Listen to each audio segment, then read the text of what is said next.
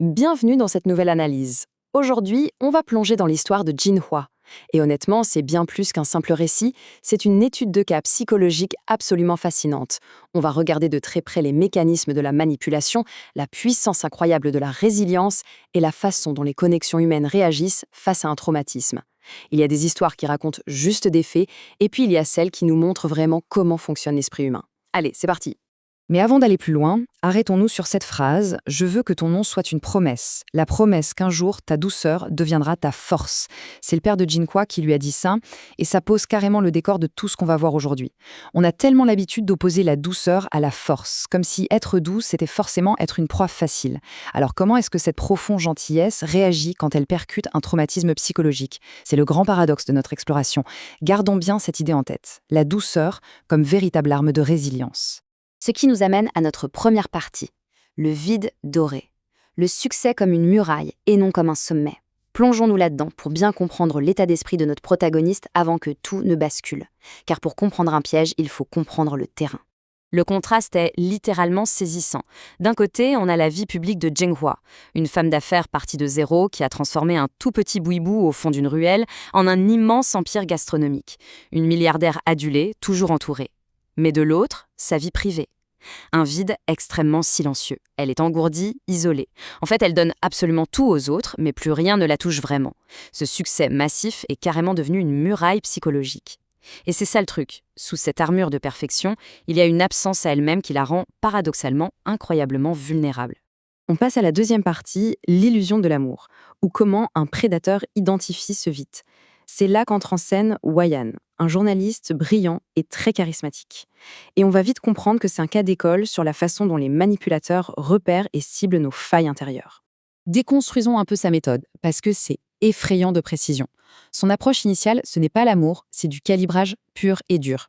Étape 1, il devient son miroir parfait. Il écoute, il observe et il lui renvoie exactement ce dont elle manque. Étape 2, il installe cette sensation toxique, mais tellement addictive qu'elle est enfin vue et comprise de manière unique. Il vient combler son fameux vide doré. Et l'étape 3, il utilise son intelligence sociale et son charme comme un emballage parfait. Ça masque tous les drapeaux rouges. C'est un véritable piège, mais habilement enveloppé dans de la soie. Troisième partie, le miroir de la vérité. L'ombre qui révèle enfin la réalité. Parce que oui, c'est à ce moment précis qu'une anomalie vient gripper ce scénario un peu trop parfait. Une figure très énigmatique fait son apparition. Elle s'appelle Mei Lian. C'est une femme silencieuse, souvent vêtue d'un manteau gris clair, qui semble toujours graviter dans l'ombre du couple. En réalité, elle agit comme la manifestation physique de l'instinct de survie que Jinhua essayait désespérément de faire taire. Le point de bascule se produit dans une ruelle sombre, bien loin des façades parfaites. Jinhua et Mei Lian se retrouvent face à face, et Mei Lian lui lâche cet avertissement qui fait froid dans le dos. « Je suis ce que tu seras si tu restes avec lui ». C'est un moment charnière. C'est l'instant exact où l'illusion tissée par le prédateur se fracasse contre la réalité brutale d'une ancienne victime. Le masque de Wei Han commence à se fissurer. Quatrième partie, le cycle de l'abus. Déconstruire la mécanique de la violence psychologique. On va faire une petite pause dans le récit ici, parce qu'il est absolument crucial de décortiquer de manière analytique les rouages de cet abus. Comprendre cette mécanique, c'est vraiment le cœur de notre explication aujourd'hui. Regardons la logique implacable de ce cycle. Ça commence par l'étape 1, le bombardement d'amour, qui crée une dépendance totale. Ensuite, l'étape 2, l'isolement. Ça s'insinue via des petites règles, soi-disant protectrices, qui coupent la victime de tout son entourage. Puis vient l'étape 3, la fracture. Une explosion de violence brutale, souvent basée sur une jalousie totalement fabriquée. Mais ce qui verrouille véritablement la cage, c'est l'étape 4, le faux repentir. La violence est immédiatement suivie de larmes, d'un tour aux urgences et même d'une demande en mariage spectaculaire. Tout est méticuleusement conçu pour créer une confusion mentale absolue.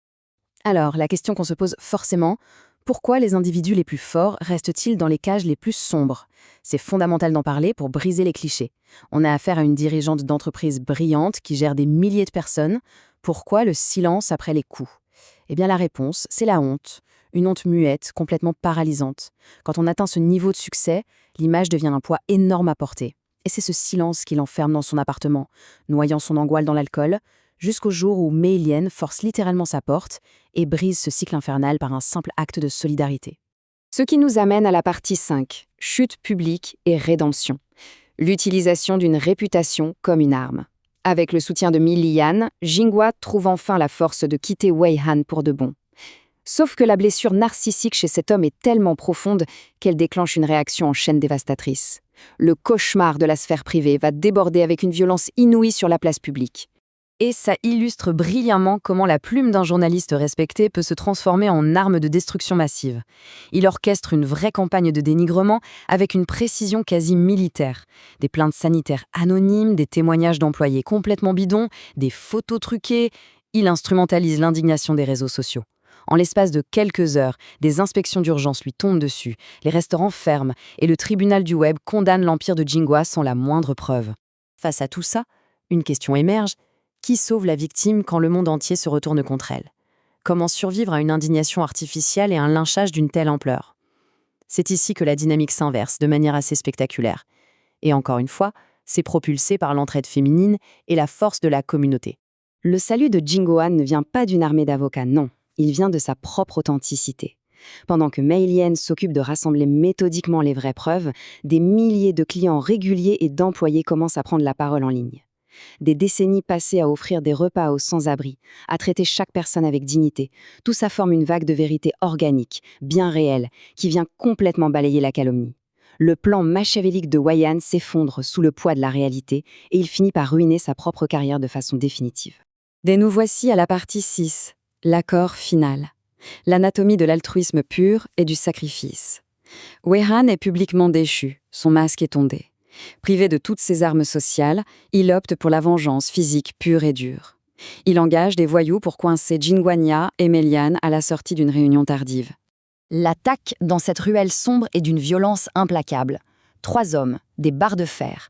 Les 2 femmes sont projetées au sol. C'est une lutte désespérée, la fin semble vraiment inévitable. Et soudain, surgit de l'obscurité, un simple passant intervient. Un musicien de rue d'apparence frêle, son étui de violon sur le dos, se jette littéralement dans la mêlée pour affronter des agresseurs armés et défendre 2 parfaites inconnues. Le sacrifice de cet homme est total. Il reçoit de multiples coups de couteau. Et pendant cette lutte chaotique, son violon ancestral, un héritage familial inestimable qu'il avait maintenu en vie pendant des années de misère, est complètement écrasé. La table d'harmonie est arrachée, les cordes sont exposées, comme des nerfs à vif. C'est une métaphore visuelle profondément tragique. La destruction de sa propre vie pour en préserver d'autres. S'effondrant sur le béton froid, en sang, ce sauveur anonyme nommé Shan Yu parvient à murmurer ces mots déchirants. Tant qu'il vous a protégé. Alors, il a joué sa dernière note. C'est l'essence même de l'altruisme à l'état pur. Malgré la douleur atroce et la perte de sa seule possession au monde, il trouve une paix absolue dans l'idée que ce sacrifice a permis à la vie de l'emporter sur la cruauté. Mais le vrai bouleversement de cette histoire, le détail qui donne la chair de poule, c'est que Shan Yu n'a pas atterri là par hasard. C'était l'enfant silencieux du village près du lac Qiandao. Ce même petit garçon qui, des années plus tôt, écoutait caché une petite fille jouer de son propre violon. Une petite fille nommée Jinghua. Leurs chemins, qui avaient été fragmentés par les épreuves de la vie, se sont reconnectés au moment exact où l'obscurité était la plus menaçante. Ce qui vient clore cette analyse de façon magistrale. Le prénom Jinghua, qui veut dire calme et beauté, n'était pas juste là pour faire joli. On se souvient de la promesse de son père au tout début de notre exploration. Eh bien, elle s'est pleinement accomplie. Sa gentillesse que les prédateurs voyaient comme une faille exploitée a traversé l'épreuve du feu pour devenir le socle d'une force absolument inébranlable. Et c'est cette même gentillesse qui a forgé la communauté qui, au final, l'a sauvée. Alors pour terminer, il nous reste cette réflexion passionnante. Si le traumatisme et la manipulation peuvent être orchestrés, la sérendipité et la bonté pure peuvent-elles être nos mécanismes de défense les plus puissants? On a bien vu comment la toxicité peut être minutieusement fabriquée pour isoler et détruire. Mais l'entraide d'une Mei Lian, le sacrifice d'un Shan Yu et la générosité constante de Jinghua prouvent exactement l'inverse. Face à l'ingénierie mathématique de la violence, l'authenticité de nos connexions et la bonté inconditionnelle pourraient bien être notre armure la plus impénétrable. Finalement, c'est fou de se dire que le plus simple des gestes de gentillesse sera peut-être la dernière note qui repoussera l'obscurité.